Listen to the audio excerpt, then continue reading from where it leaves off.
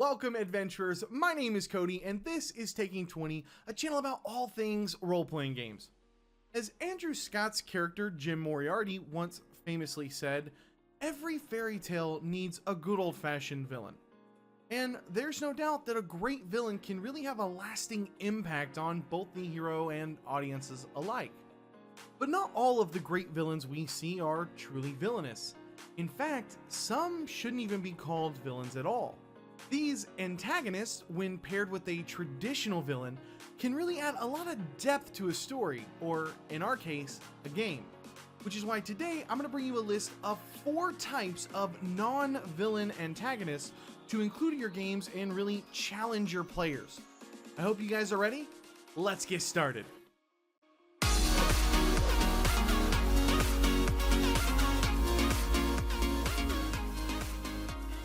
First thing we need to do is to clearly define what we are looking for by understanding better the differences between antagonists and villains. Looking at the definition for villains, we see that they are defined as characters whose evil actions or motives are important to the plot, with synonyms of criminal, lawbreaker, felon, and wrongdoer. Whereas antagonists are defined as a person who actively opposes or is hostile to someone or something, an adversary, with synonymous terms of opponent, enemy, foe, and rival. So we see that the biggest differences between a villain and an antagonist is that a villain is someone who does something evil, whereas an antagonist is just somebody who opposes the hero of the story, the protagonist, or in our case, the player characters. Now that we have a better understanding of what exactly we're looking for, let's take a look at the first type of non-villain antagonist, the Zealot. The Zealot is probably the most commonly used type of non-villain antagonist. The Zealot is someone who opposes the story's protagonist, a much more sympathetic figure in our story, by adhering very strictly to a set of clearly defined rules. Rules that often the protagonist disregards. Some great examples of Zealots are Filch from the Harry Potter series, King Triton from Disney's The Little Mermaid, and Chief Deputy Marshal Samuel Gerard from the movie The Fugitive. The common characteristics these characters share is their fanaticism for the clearly defined rules, and most importantly, their inability to compromise at all on those rules, whether those rules were given to them or whether those were rules that they themselves have created. It's also very important to understand that none of these characters could actually be construed as villains. Nothing that they actually do are evil in any way. The Zealot is a wonderful tool to use for dungeon masters or game masters because it allows us to create a more layered conflict that really drives our party together as a team, creating a sort of us versus them mentality. One of the best parts about using the Zealot is that you don't necessarily even have to create them up front. Instead, look for rules that your party might frequently break, from actual laws to guild charters, and create a character that would take issue with that. And don't forget to put that character in a position of power over the PCs. The key here is to use them to hassle and hinder your players, creating a legitimate threat to them without actually committing any type of traditional evil. And remember, Zealots do not negotiate. I didn't kill my wife! I don't care! Our second type of non-villain antagonist is the False Antagonist. The False Antagonist is somebody who is actually on the same side as the protagonist, but due to the current circumstances, either they or the protagonist don't realize it.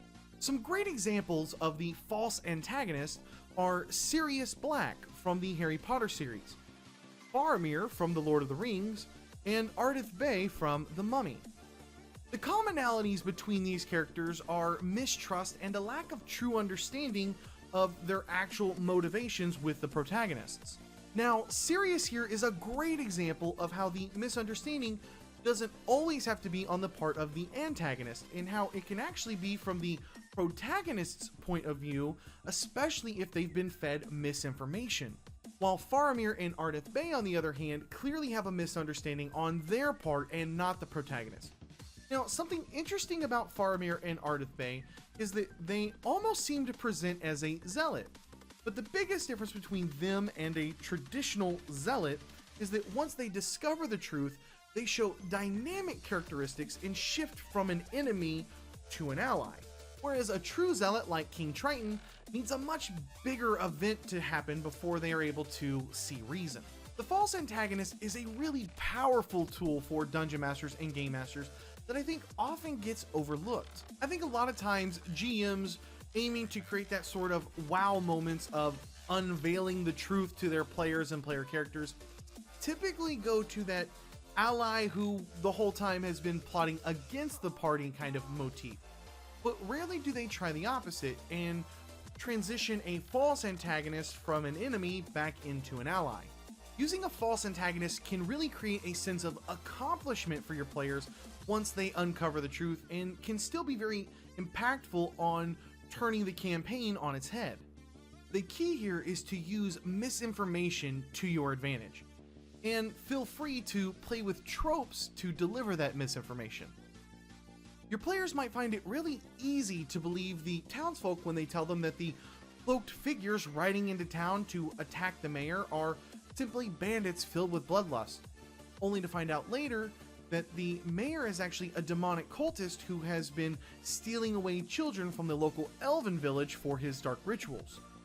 When the players finally confront the elves and learn the truth, it'll be a very powerful moment in the story. Harry, what did you just do? You attacked a teacher! Tell me about Peter Pettigrew. He was at school with us. We thought he was our friend. No, Pettigrew's dead. You killed him. No, he didn't. I thought so too until you mentioned seeing Pettigrew on the map. The map was lying then. Never lies. Pettigrew's alive. And he's right there. The next non-villain antagonist is the competitor. Some examples of this non-villain antagonist are White Goodman from Dodgeball, Kenny Bostic from The Big Ear, and Buzz Lightyear at the beginning of Toy Story. Now, there is a small catch whenever we look at competitors as non-villain antagonists. Typically in film and literature, their methods often shift to something more bordering evil, but that's a tool used by directors and authors to create more sympathy with the story's protagonist. But this doesn't always have to be the case in your games, because your players will naturally sympathize with their own characters. The key here is to make sure that you are challenging your players, but not doing it in a way that turns these competitors into actual villains. In other words, create conflict with the party in a way that frustrates them, but that doesn't give them an excuse to simply kill their competition because they think they're evil. And you can still give your players reasons to despise and oppose their competitors. For example, White Goodman isn't actually evil or a villain. He's just a businessman looking to expand. What makes us dislike him as a character is not his actual actions, but rather his portrayal as a condescending, chauvinistic jerk.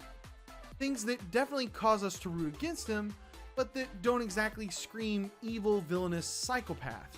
So be sure to give your competitors similar characteristics to help create conflict with your players and drive them together against their competition. Justin!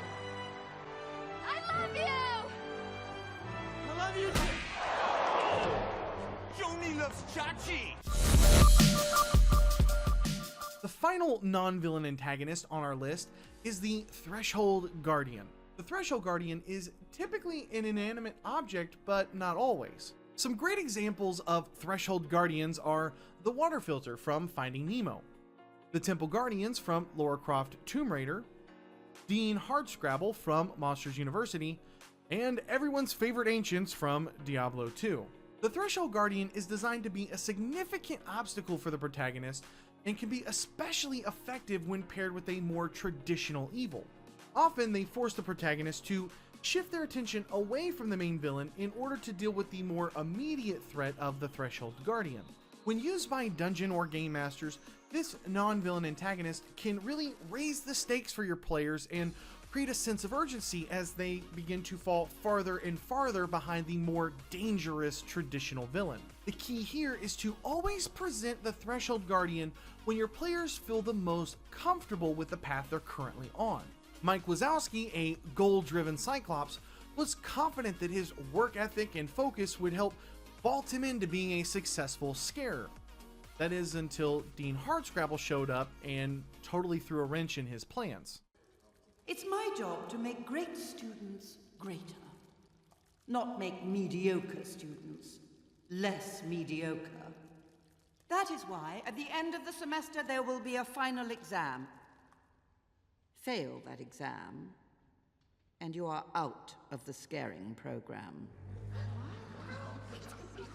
And don't forget those Stone Guardians, guys, because trope or not, watching your players squirm in front of a threat they know is coming can still be a lot of fun, especially if you're a villainous dungeon master like myself.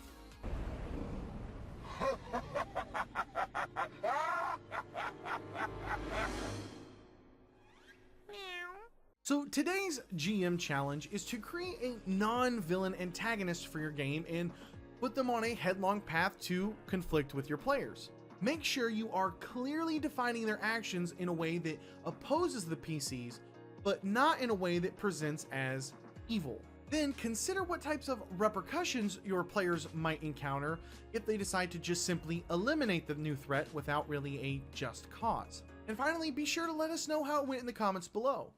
If this is your first time here and you love role-playing games as much as I do, I'd love to have you subscribe. I'll be putting out new videos every week on a range of topics like DM tips, player tips, tutorials, and more. So if that sounds like something you'd be interested in, just hit the subscribe button down below and come join us. Thank you guys so much for watching. My name is Cody, and may your games be filled with awesome memories and even better friends. I'll catch you guys next time.